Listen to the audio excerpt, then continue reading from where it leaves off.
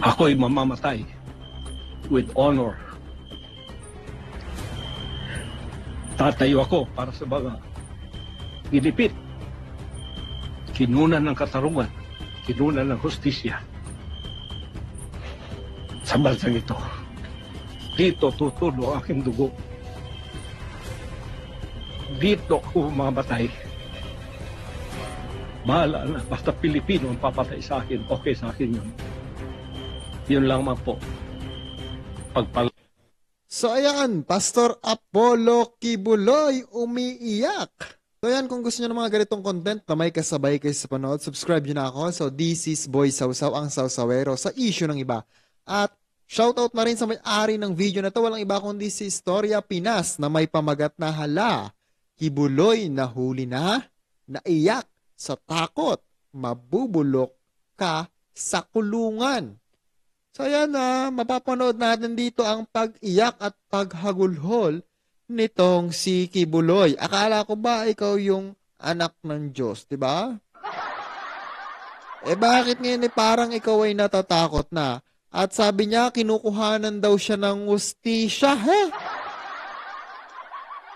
Anong kinukuhanan ng hustisya doon? Ikaw lumabas, di ba? Kung gusto mo talagang makamit yung hustisya mo, lumabas ka sa pinagtataguan mo, then harapin mo kung wala ka talagang kasalanan, di ba? May kasalanan ka eh. So, kaya ka nagtatago dahil sa kasalanan mo. Di ba? Kasi kung wala ka talagang kasalanan, hindi ka guilty. Hindi ka magtatago, lalabas ka. So, kung wala ka talagang ginawang kasalanan, ipaglalaban mo yung sarili mo, di ba? Pagtatanggol mo yung sarili mo sa ginagawa mong pagtatago, ay nahahalata ka tuloy. Diba? So, panoorin natin kung nakuha na ba talaga yung 10 million at umiiyak ito si Kibuloy. So, let's go. Huwag na natin patagalin pa. Palain tayong lahat ng ating dakilang Ama at naway manumbalik ang kapayapaan, ang katarungan, hustisya sa bansa. Ito ang Storya Pinas. Pastor Apollo Kibuloy, mangiyak-ngiyak at ubod ang kanyang takot sa kanyang buhay matapos na magdeklara ang DILG ng 10 milyong piso na kung sino ang makakapagbigay ng lehitimo na impormasyon sa pinagtataguan ni Pastor Kibuloy na di umano the appointed son of God. At tig 1 milyong piso sa mga kasamahan nito na isa dito ay nahuli na kamakailan lang. Merong mga haka-haka na nasa China na di umano itong si Pastor Kibuloy. Ngunit madidinig sa i-play natin na audio, parang nasa gitna ng bundok ang pinagtataguan ni Pastor Kibuloy. At andito pa ito sa Pilipinas. Ayon sa gitna ng bundok, nasaan kaya yung bundok na yun? Ayan, hanapin nyo sa mga bundok. Baka nandun, sayang 10 milyon yun. Pero panoodin natin kung nakuha na talaga. Kasi ito, ayon sa balita, di ba, nakuha na daw. Sabi niya sa thumbnail niya, dito kay Storya Pinas, nakuha na 10 milyon. Sabi niya sa thumbnail. Ituloy pa natin. Sa FBI, pinaghahanap si Kibuloy dahil sa umunoy pagkakasangkot nito sa isang labor trafficking scheme na nagdala ng mga miyembro ng kanyang simbahan sa US sa pamamagitan ng mapanlinlang na pagkuha ng bisa. Isang federal na warrant ang inisyo para sa pag-aristo sa leader ng relihiyon noong November 10, 2021. Binunyag ni Kibuloy sa pamamagitan ng isang audio clip na siya'y nagtatago dahil naharap siya sa mga banta sa kanyang buhay. Kaya dahil sa... Teka. Bakit takot ka sa banta? Di ba appointed son of God ka? Bakit natatakot ka sa mga tao? Di ba? Akala ko ikaw talaga yung anak ng Diyos. Di ba sabi niya appointed son of God? Di ba? Siya daw yung pinadala. Bakit ngayon takot ka? Tao lang yan, natatakot ka. Ay, dun pa lang, huling-huli na yung pagsisinungaling niya, di ba? So, tuloy natin. Sa kontrobersyang ito, nagbigay ng samot-saring komento ang ating madlang netizen. Bakit ka nagtatago kung wala kang kasalanan? Guilty ka talaga, kaya ka nagtatago. Senaryo mo lang yun. Eto. Naniniwala ba kayo sa comment na yun kaya ka nagtatago dahil may kasalanan ka talaga? Pero kung wala kang kasalanan, ipaglalaban mo yung sarili. Sige nga, comment nyo kayo sa comment section. Tuloy natin. Kung wala kang kasalanan, Pastor, harapin Tama. mo yung paratang sa'yo. Ganun lang kasimple. Pinagmamayabang mo pa na ikaw ang appointed son of God. Bakit ka nagtatago? Lahat naman ng tao, kung may kasalanan, sasabihin lang nila, protektahan ng sarili ko, no, para makaiwas. Ay, pinagtatawanan tuloy siya ng mga tao ngayon. Yan yung sinasabi ko eh. Pagsisinungaling, ang problema nito, marami na siyang nabilog ng mga tao, ng mga miyembro niya. Di ba? Napakalungkot. Ang dami niyang nauto. Hindi naman, sorry sa word. Sorry sa word, pero yun talaga eh. Yun talaga ang nangyayari. Di ba? Kasi kung kinakampihan, ang daming kumakampi dyan kay Kibuloy ngayon. Kasi kung wala talagang kasalanan yung leader ninyo, ilabas ninyo. Yan lang yun eh. Wala namang magiging problema dyan. Dagdagan nyo ng maraming bodyguard dyan. Sige, lagyan nyo ng mga 100 bodyguard o 300 bodyguard. Awan ko lang. Maprotektahan yan. Pero sabi niya, son of God siya. Hindi niya na kailangan yung maraming angels. Ewan ko lang kung totoong angels. Baka mamaya dark angels yung pumapalibot sa kanya. So, ngayon, nagtatago siya dahil guilty na alam niya sa sarili niyang wala na siyang lusot. Tuloy natin. Ka sa kaso mo. Marami kang pwedeng bayaran na abogado, Pastor Apollo. Harapin mo kasi ang kaso mo. Simple lang yun. Tama. Kung hinarap mo yung kaso mo, hindi ka na dapat nagtatago. Ikaw lang yung magpalala. Habang may oras ka pa, sumuko ka na. Ako po ay merong mensaheng So, ito na yung record ni Apollo Kibuloy. ipaabot ngayon sa mga nangyayari sa ating bansa at nangyayari po sa akin, sa KOJC, at sa lahat ng mga pangyayaring itong hindi natin inaasahan na ito'y mangyayari ngayon sa ating bansa.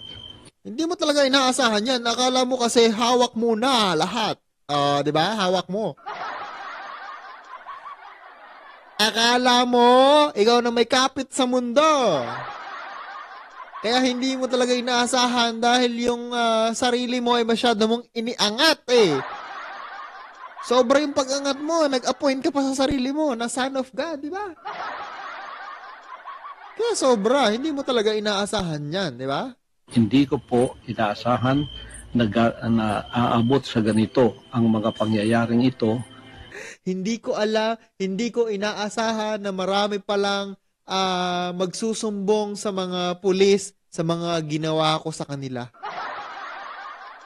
Ganun yung gusto niya ipahiwatig, tinulungan ko na lang siya. Ang daming naglaglag sa akin na mga minolestya ko. Ituloy natin. Na aabot ako sa ganitong klaseng panahon na ang mismong umuusig sa akin ay ang aking sariling bansang Pilipinas. Mga Sino pang uusig sa'yo? Sino pa? Wala man pakialam ang ibang bansa. Kasi batas ng Pilipinas, kasi nasa loob ka ng Pilipinas, syempre ang mangingialam sa'yo, batas ng Pilipinas. Bigan at mga kababayan, ito po ang aking kinakaharap ngayon. Paliwanag ko po sa inyo, ako po ay hindi nagtatago sa kasong ito dahil ako po ay may kasalanan. Hindi po. Ako ay Anong tawag dyan? Kibuloy? Sige, bakit daw siya nagtatago? Ituloy natin. umiiwas dahil pinoprotektahan ko po ang aking sarili. Saan? Saan mo pinoprotektahan? Kibuloy talaga? Oo naman, Bakit ko pinoprotektahan ang aking sarili? Bakit? Sapagkat ang lahat po ng nangyayaring ito sa kasong ito na napakasimple lamang po ng kasong ito. Simple case lang po ito na 4 ng taon nang nakabinbin dyan sa DOJ. Pagkatapos ngayon ay binuhay na naman nila. Pagkatapos ito ang ginagawa ngayon na sangkalan upang ako ay kanilang habulin. Mga kaibigan at mga kababayan, umiiwas po ako sa pangyayaring ito dahil hindi po katulad ang kasong ito ng kanila ni Congressman Tebes at ni General Bantag. Hindi po. Si General Bantag at si Tebes ang Ang kumakalaban po sa kanila ngayon na tumahabol ay ang gobyerno lamang ng Pilipinas. Ang sa akin po ay complicated, sapagkat meron po akong ginawang kaso sa Amerika. Ang gumawa ng mga kasong ito ay yung pong mga magnanakaw dito sa bansang kaharian na nung sila'y nahuli, lumayas at nag-iwan ng kaso kasi mga abogado po yung dalawa doon. Pagkatapos iniwan nilang kasong ito na ginamit nila itong alias Amanda para ako po ay magkaroon ng kaso dito at dinamay pa yung 5 kong kasamahan na puro inosente. Pagkatapos po, pupunta sila ng bansang Amerika, ay gumawa na naman po ng kaso doon.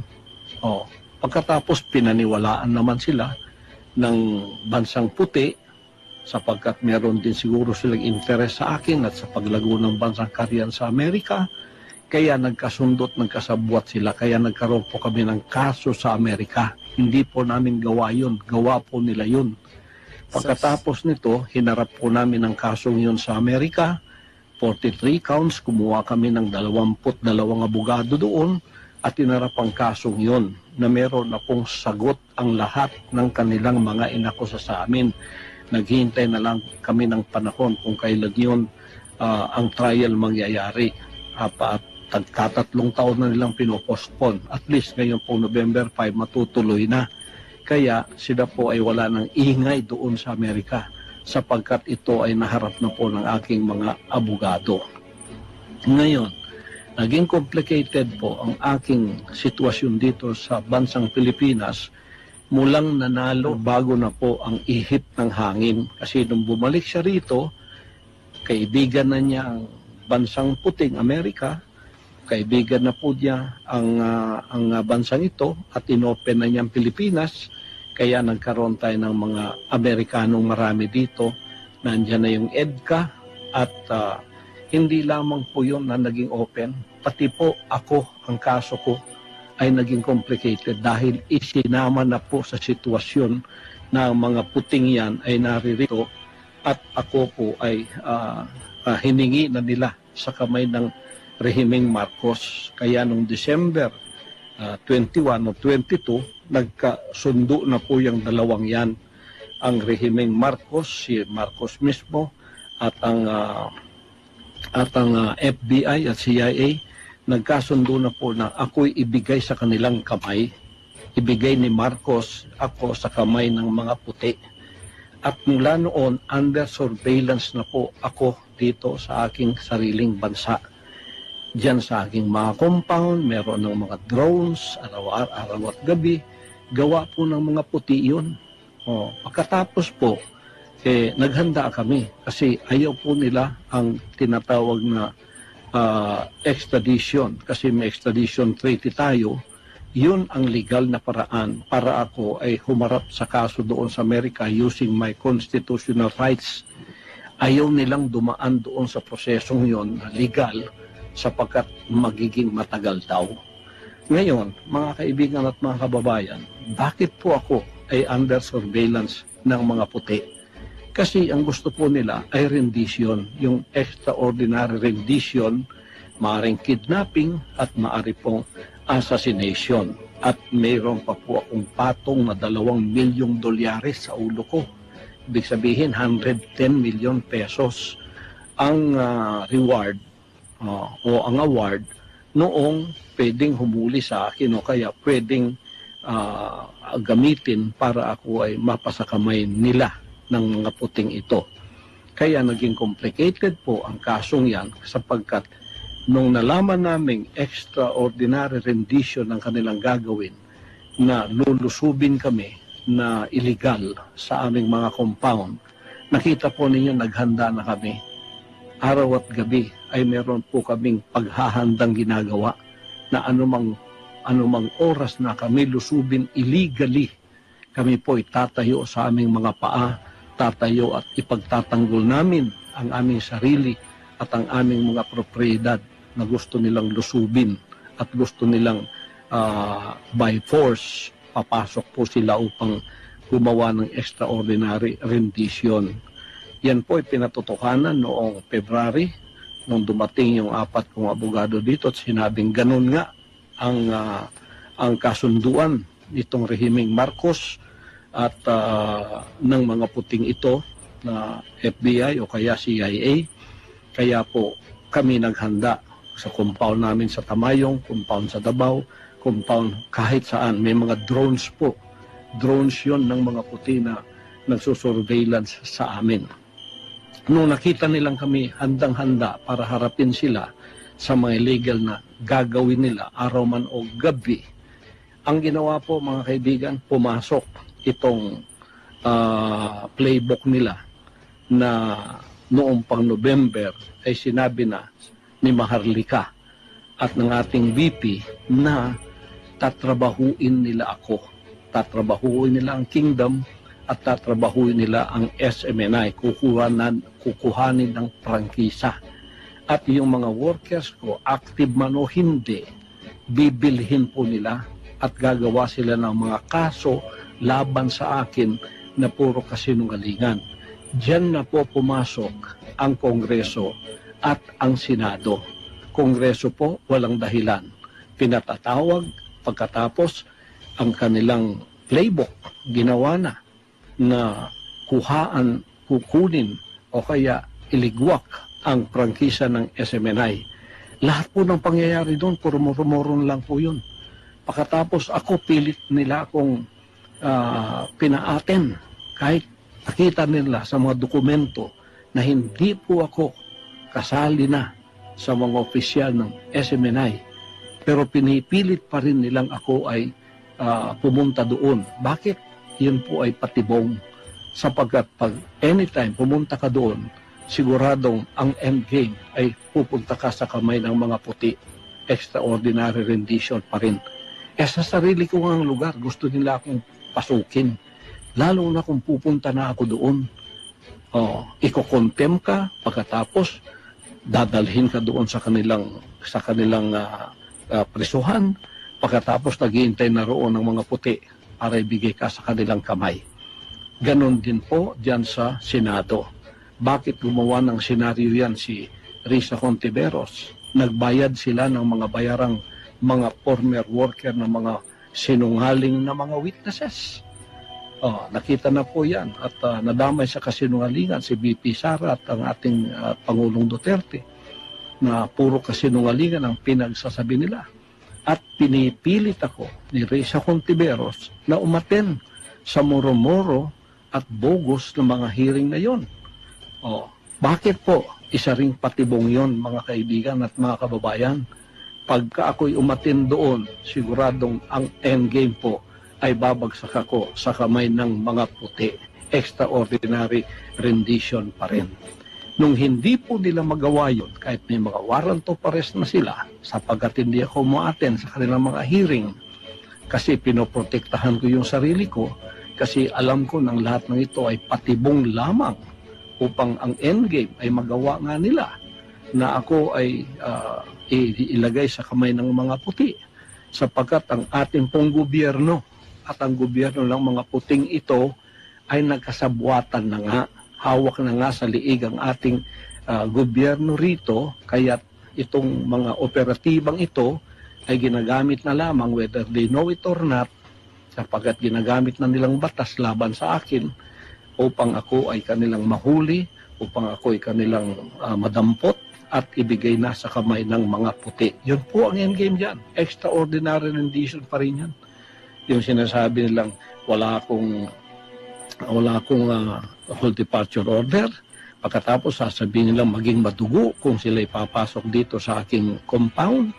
Yun po yung mga patibong din. Ang ibig nilang sabihin, umalis ka dyan kasi magiging madugo. Lalo pa kung hindi aalis. Kasi ako'y tatayo sa mga illegal na activities na gagawin nila ng paglusob. Sabi nila, wala na ka namang whole departure order. Ang ibig sabihin, pwede kang lumabas ng bansa. Patibong din po yun. Sapagkat sa immigration pa, doon ka na huhulihin at ilalagay ka sa kamay pa rin ng mga puti. Yan po ang endgame dyan. Endgame dyan. Nangingialam po ang bansang ito. Ang bansang puti ang nangingialam sapagkat naging kasabwat na ng ating pamahalaan ngayon dito sa ating bansa. Kaya ang nasa likod po ng lahat ng ito ay ang mga puti. Yung mga drones na yan, surveillance na yan, CIA po yan, mga FBI po lahat yan. Ayaw nilang dumaan sa prosesong tama. Gusto nila extraordinary rendition. Bakit po?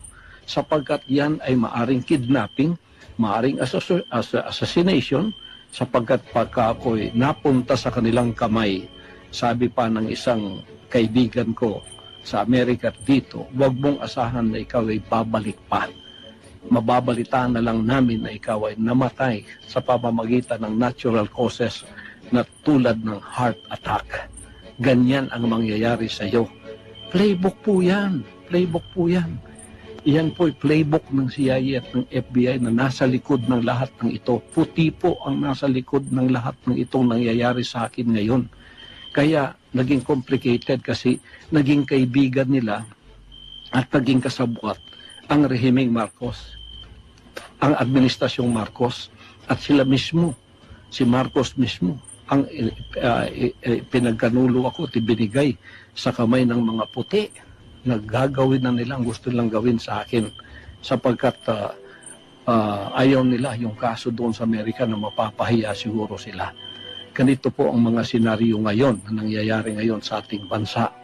Nung hindi po nangyayari ang lahat ng ito, hindi ako kumagat sa kanilang mga patibong. Anong ginawa nila? Binuhay nila ang kasong sobra 3 taon nang nandyan sa DOJ na mismo si Secretary Remulla noong nanalo na si Bongbong Marcos at hindi pa pupunta ng Amerika. Sinabi niya, very dismissible itong kaso na ito. Dismiss na ba natin, Pasto? Sabi niya, wag muna kasi para merong katuwiran ka na para sa extradition na meron kapang kaso dito. Dismissible po yan. Kaya binangon yan. Ngayon, ginawa pang complicated.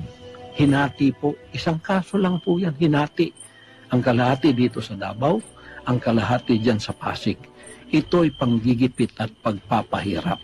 Tingnan po ninyo, noong implement nila yung warrant of arrest, dito po, sa kasong itong binuhay nila, dismiss na po yan. Mag-4 na taon nang na-dismiss yan. Dapat nga wala ng prosecution, wala ng kaso yan. Dapat binasura na yan kasi fail to prosecute yan eh. Failure to prosecute. Kailangan ibasura na yan ayon sa batas. Pero binuhay. Pagkatapos nag-announce na si SOJ Remulla na ito ang mangyayari. So ito dito sa Davao available, ang dito naman sa Pasig, hindi natin alam kung ano, pero merong kalahati ng kasong ito nandyan sa Pasig ngayon. Ngayon, because we are law-abiding, nung lumawas ang warrant of arrest na ito pong 5 kong kasamahan na puro mga inosente, dinamay noong mga dissidents na lumabas dito, yung mga magnanakaw sa kaban ng Bansang Karian, tapos lumayas at pinapaniwala itong mga puting ito na gumawa rin ng kaso sa Amerika, ay ganito po ang nangyari. Kayon, iniwan nila yan dito. Simpleng kaso lang po yan. Napakasimple. Kung wala po nangingialam ang bansang puti, harapin ko po lahat yan. Napakasimple po ng mga kasong yan. Napakasimple po niyan. Kaya lahat na ginagawa nila sa Kongreso, sa Senado, puro po yan patibong. Hindi ko alam kung ang $2 million, which is 110 million pesos. So wait lang. Sabi niya napakasimple lang daw ng kaso sa Pilipinas. At doon daw siya natatakot yun daw Amerika ay gusto siyang kuhanin. Yun yung kasi nga alam natin na malaking kaso yung nasangkot sa kanya doon sa Amerika. Kaya hindi niya kayang harapin yun. Ang laking kaso nun. Diba? Kaya hanggang dito lang sa Pilipinas ang kaya niya kasi kaya niya pang bayaran. Pero pagdating sa Amerika, hindi niya na kaya yung bayaran pa. Nasa kamay na ng mga atat na ito na maging award nila. Kaya atat silang ako ay kanilang madampot, mahuli nakikinig kayo ng PNP, NBI, CIDG, baka hindi niyo alam ang mga bagay na ito, na kayo ay sumusunod lamang at hindi nyo alam ang mga bagay nito na sinasabi ko. Dapat malaman ninyo na itong kaso kong ito complicated sapagkat dalawang bansa ang nagkasabwat.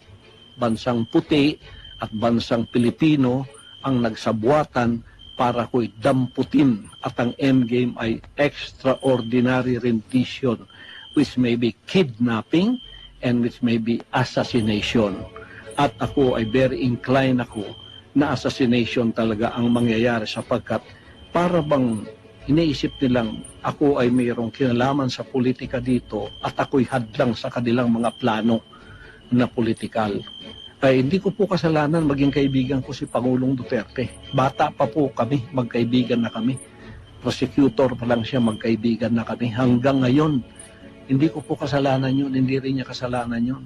Bakit ninyo ginagawang kasalanan para sa amin yan?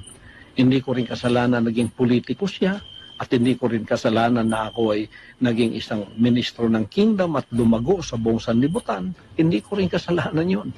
Ngayon, ginagawa ninyong kasalanan sa amin yun, problema po ninyo yun.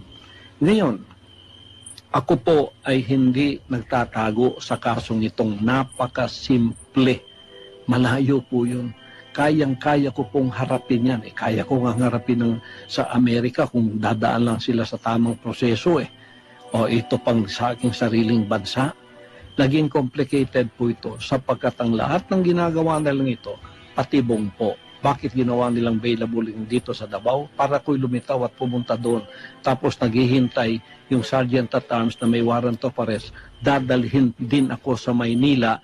Pagdating doon, yun po ang endgame, extraordinary rendition pa rin. Babagsak pa rin ako sa kamay ng mga puti. Gusto ko bang o hindi?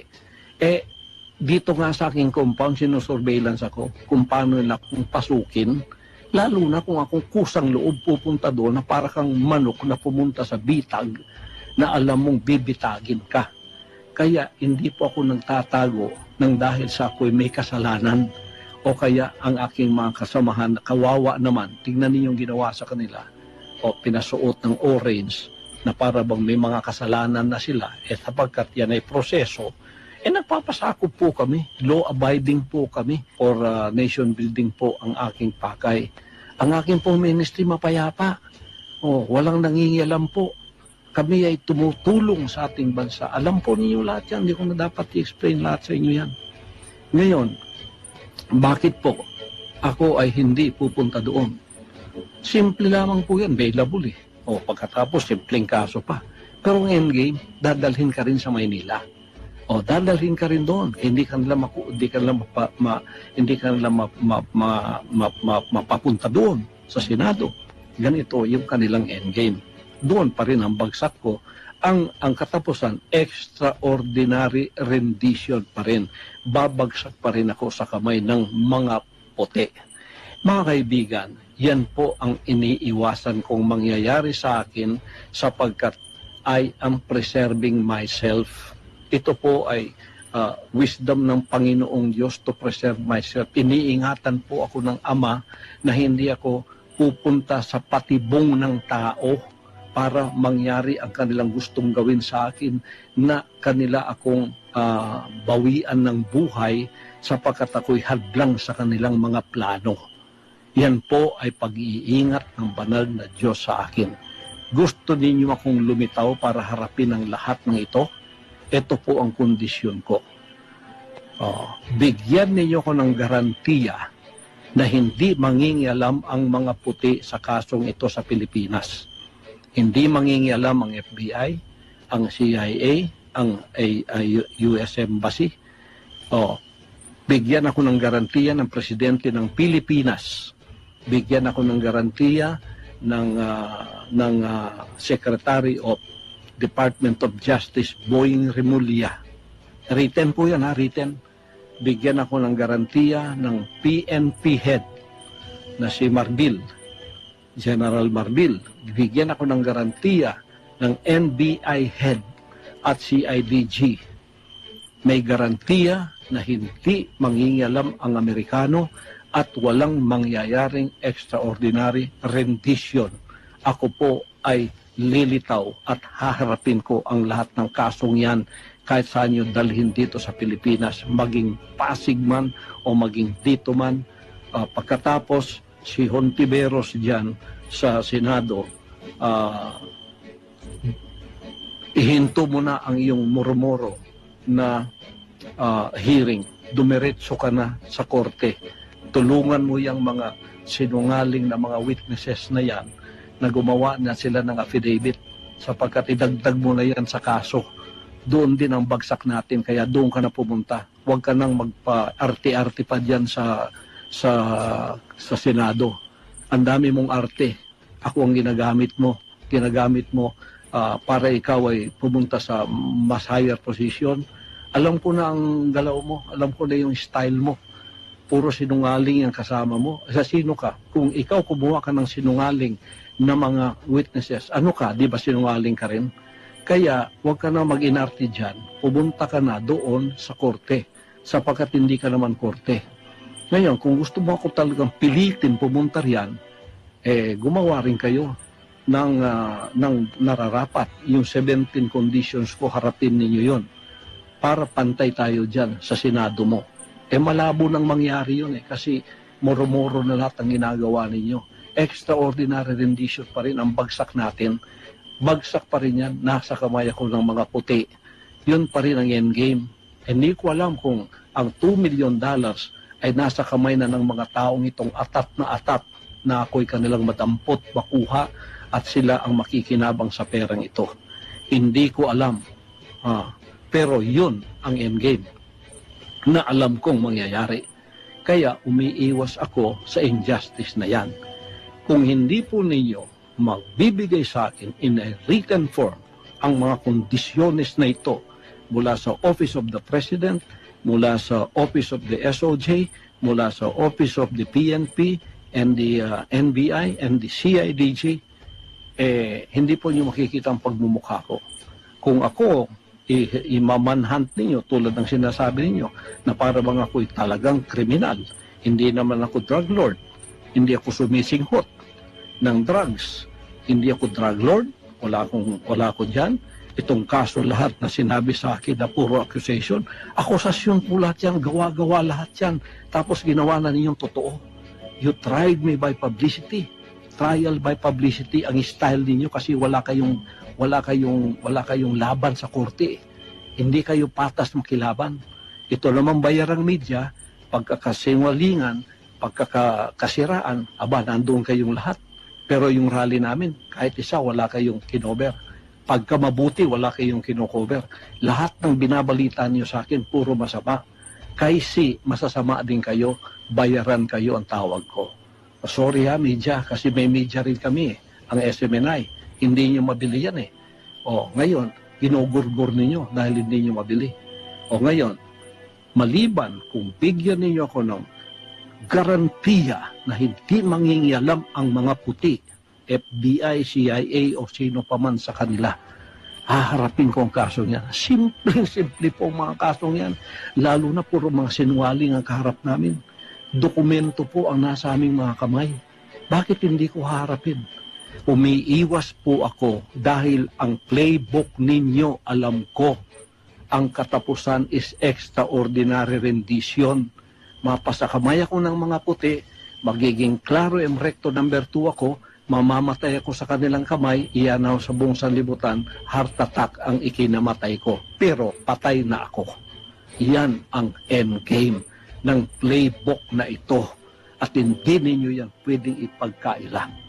Maliban kung ibigay ninyo sa akin ang garantiyang aking hinahanap, hindi po ninyo ako makikita. Sige, i-manhunt ninyo ako. Ako'y tatayo na hindi magpapasakop sa injustice. Ako'y hindi magpapasakop sa tyrannical rule. Ako'y hindi magpapasakop sa oppression and suppression of my rights. Pagka ako'y binaril ninyo, papatay ninyo, mabuti pang ako ay mamatay sa kamay ng mga Pilipino, dito sa aking bansa, tutulo ang aking dugo, kaysa ako ay mamatay sa kamay ng mga puti na nasa ibayong dagat, nasa kanilang bansa o sa ibang bansa ako dadalhin. Hindi po ako papayag sa ganun. Kung imamanhunt ninyo ako, kayo mga CIDG, kayo mga NBI, kayo mga kapulisan, yan ang senaryong haharapin ninyo. Magiging martir akong tulad ni Rizal. Magiging martir akong tulad ni Bonifacio. Pero tatayo ako sa aking kinatatayuan. Kung kayo, mga oppressor ko ngayon, ay hindi na mga banyaga, ginagamit kayo ng mga banyaga, nagkasabwatan kayo para sa aking harapan, banyaga pa rin kayo. Tatayo ako laban sa inyong oppression, sa inyong suppression of my constitutional rights, at tatayo ako laban sa injustice ng gobyerno ito.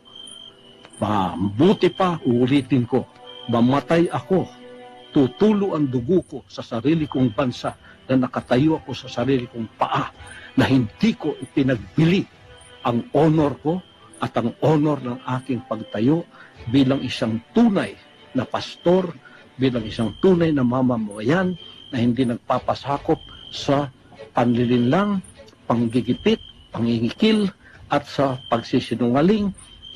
Ako po ay lalaban sa mga kasinungalingan na ganyan. Ako po, pag nahuli ninyo, hindi ako magpapahuli ng buhay. Barilin na lang ninyo ako. Kung ako'y huhulihin ninyo, hindi ninyo ko mahuhuli ng buhay maliban kung ibigay ninyo ang garantiyang hinihiling ko sa inyo. Sasabihin kong muli, simple mga kasong ito, kahit sa Amerika, simpleng mga kaso kasi puro kasinungalingan. Haharapin namin lahat. Basta dito sa Pilipinas, wag lang mangingialam ang bansang puti. Yung mga puting yan, wag lang mangingialam sapagkat nagkasabuatan na ang rehimeng Marcos at ang mga puting yan na naririto na hawak na ang liig ng ating bansa. Yan po ang endgame nila at ito rin ang endgame ko. Kung ang endgame nila, bawian ako ng buhay sa kanilang kamay, hindi ako papayag. Kung ang endgame nila ganon, hindi ako papayag. Ang endgame ko, mamamatay ako sa kamay ng mga Pilipino, okay sa akin yun. Basta nakatayo ako sa aking sariling prinsipyo, values, hindi ko pinagbili. Bansang kaharian. Tandaan po ninyo, ako'y mamamatay with honor. Tatayo ako para sa mga ilipit, kinunan ng katarungan, kinunan ng hustisya sa bansang ito. Dito tutulo ang aking dugo. Dito ako mamamatay. So ngayon po ako nakakita na isang paglusob na para bagang of the same scale and scope na linusob na Erap yung Kap Abubakar. Hindi ko talaga alam kung bakit tinatrato na parang armed terrorist group itong pinaghahanap nila na kaisa-isang tao. So I think there was not just a violation of the Bill of Rights, there was also a gross disrespect. Kung titimbangin ang arrest warrant na inisyo ng korte at sa... Okay, so ayan. Naniniwala ba kayo sa sinasabi nitong si Kibuloy? Okay, so comment nyo nga sa ibaba. So yan lang for today's video. This is Boy Sausaw, ang Sausawero. Sa issue ng iba, don't forget to subscribe and share this video. Thank you so much for watching.